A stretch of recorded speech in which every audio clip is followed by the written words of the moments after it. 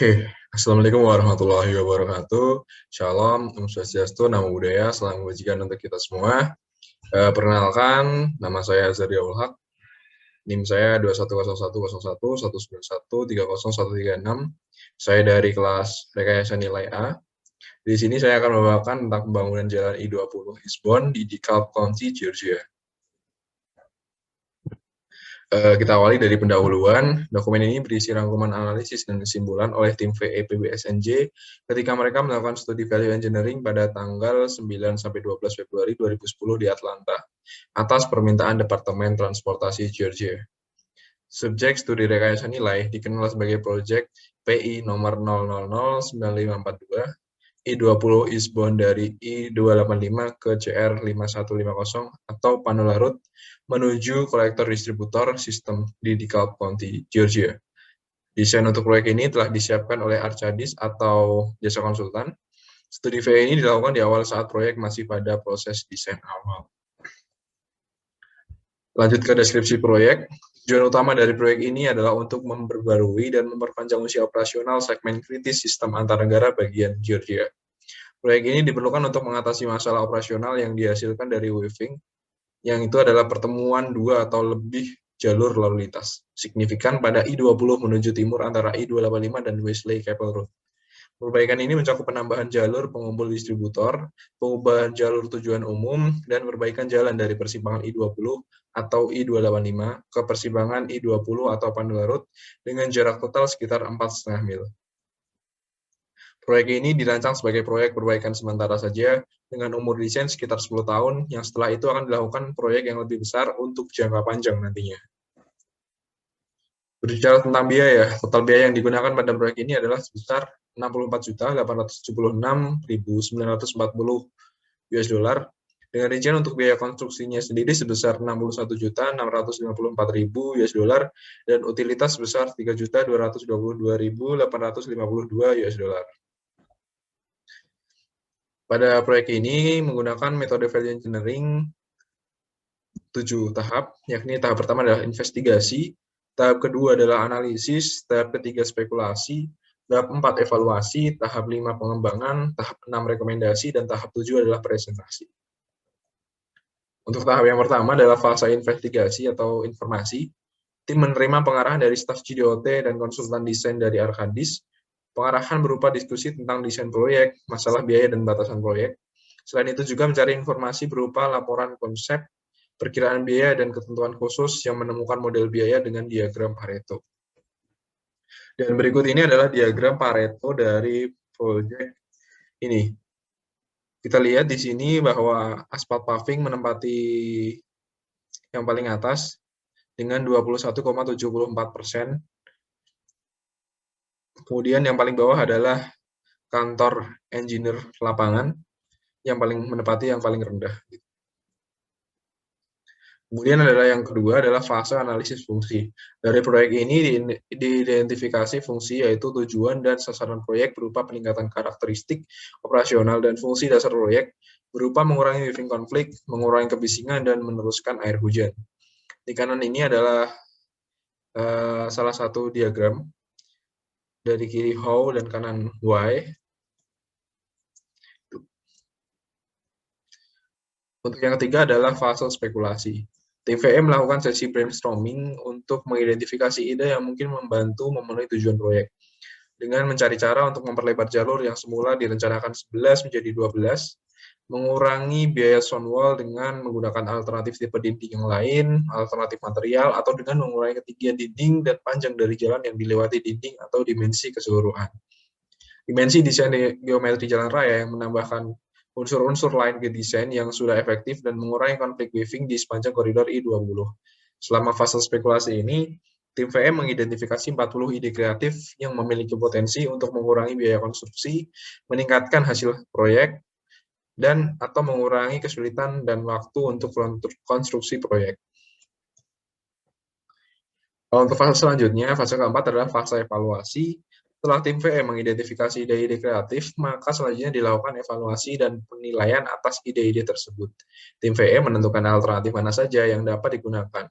Setelah melakukan seleksi, tim VE melakukan penilaian alternatif yang ada dari 5, yakni luar biasa, hingga 1 yang paling buruk. Dan berikut ini adalah penilaian berdasarkan ide-ide yang ada begitu, dari AC1, AC2, AC3, hingga nanti ada SB9. Kemudian fase selanjutnya adalah fase pengembangan. Tim VE mengembangkan alternatif yang lolos dari ketentuan dan tujuan utama dari fase sebelumnya yang memenuhi rating 4 atau 5 dari 40 rekomendasi tersisa 9 ide alternatif. Jika ada waktu sisa, tim VE akan menambahkan rekomendasi-rekomendasi lainnya yang di dalamnya terdapat penjelasan lebih detail terhadap ide-ide yang ada dengan mengklasifikasikan ide dari desain awal, kelebihan dan kekurangannya, penjelasan teknis, estimasi biaya, dan cost saving yang didapatkan dari implementasi rekomendasi tim. Fase selanjutnya adalah fase rekomendasi. Pada fase ini, tim VM mereview, merekomendasi, dan alternatif-alternatif ide yang dihasilkan guna mengkonfirmasi manakah ide yang cocok diimplementasikan pada pekerjaan atau proyek, yang mana peluang menghasilkan, diterapkan, dan meningkatkan nilai dari proyek bila diimplementasikan atau diterapkan. Dan berikut ini adalah rekomendasi dalam proyek ini. Untuk alternatif yang pertama adalah alternatif AC1, yakni mengganti lebar bahu luar menjadi 10 dengan paving yang sebelumnya 12 pada jalur kolektor distributor atau CD.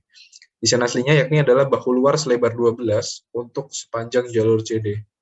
Keuntungannya adalah mengurangi ketebalan perkerasan, yang kedua adalah mempersingkat waktu konstruksi, yang ketiga adalah menghemat biaya konstruksi, dan di sini resikonya tidak ada, dan potensi penghematan biayanya adalah sebesar 150.938 US dollar.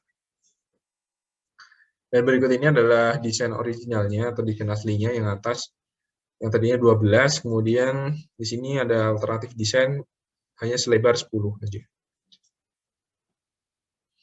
Kemudian alternatif yang kedua ada alternatif AC2, yakni mengkoordinasikan pengupasan dengan maintenance project sehingga tidak seluruhnya dilakukan pengupasan.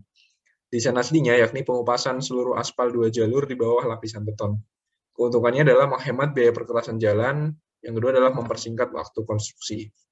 Resikonya tidak ada dan potensi penghematan biayanya yakni adalah Rp1.219.988 US dollar.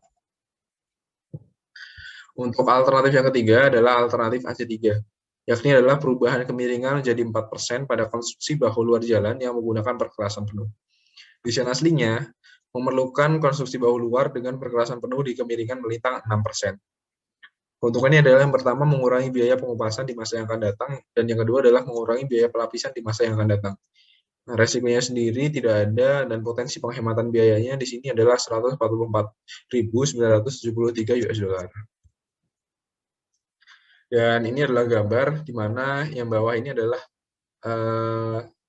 sebelumnya, dan yang di atas ini adalah alternatif desainnya, 4%. Kemudian selanjutnya ada alternatif MS3, yakni menggunakan pagar pembatas dua sisi atau double face guard rail tipe W inlay beton barrier rail sebagai pengganti median beton untuk memisahkan jalur CDGO.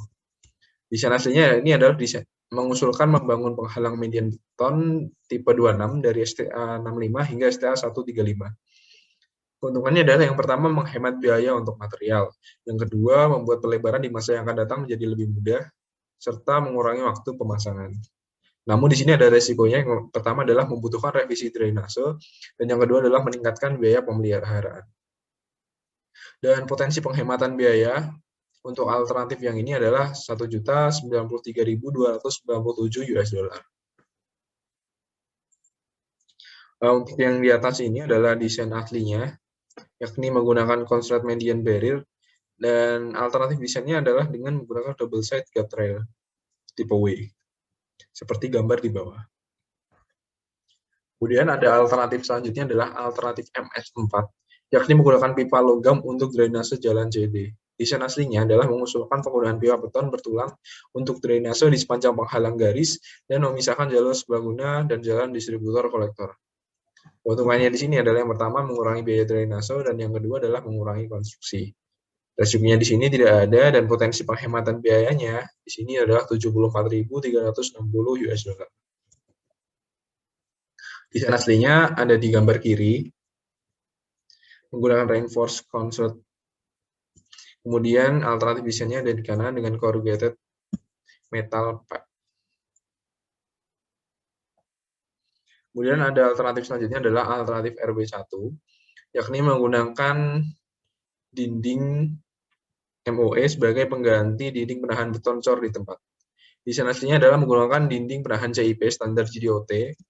Keuntungannya adalah yang pertama menghemat biaya, yang kedua mengurangi waktu konstruksi, yang ketiga desain standar GDOT sudah tersedia, yang keempat meningkatkan estetika, dan yang terakhir adalah dalam koridor jalan ini sudah ada dinding MSE yang digunakan. Risikonya di sini tidak ada dan potensi penghematan biayanya di sini adalah $1.931.439 US.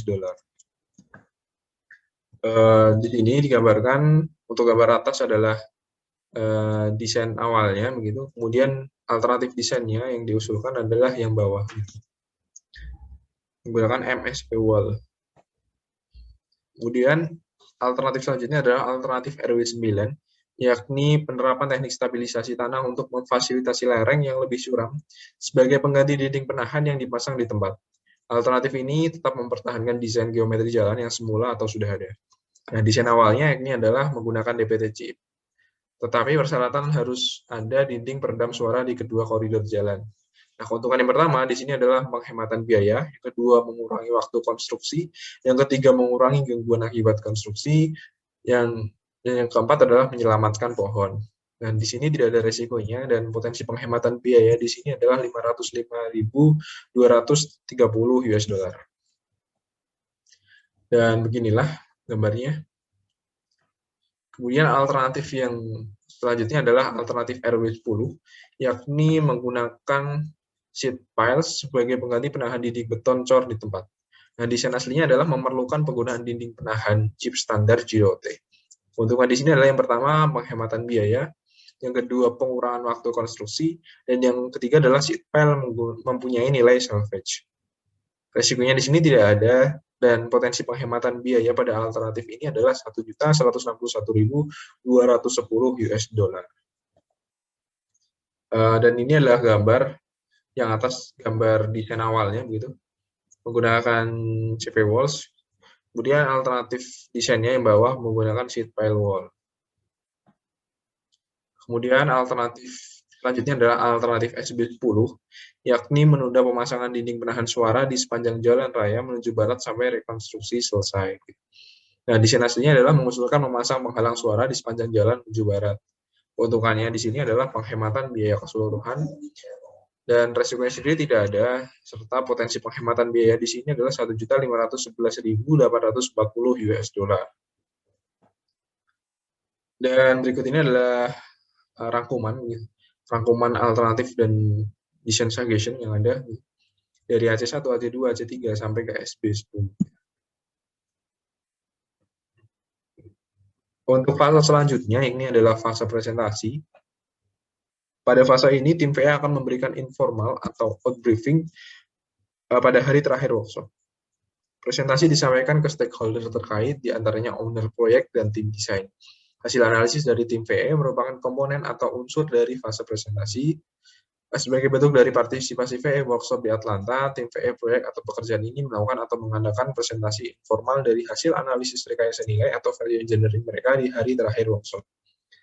Hasil analisis atau laporan yang dihasilkan dimaksudkan untuk bertujuan memformalitaskan hasil workshop dan memberi panggung atas implementasi rapat formal yang memaparkan dan mendiskusikan alternatif dan sugesti desain yang akan disetujui, dimodifikasi yang disetujui, atau saran rekomendasi tim VE yang ditolak karena alasan tertentu.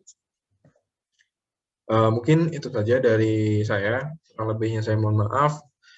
Wassalamualaikum warahmatullahi wabarakatuh. Terima kasih.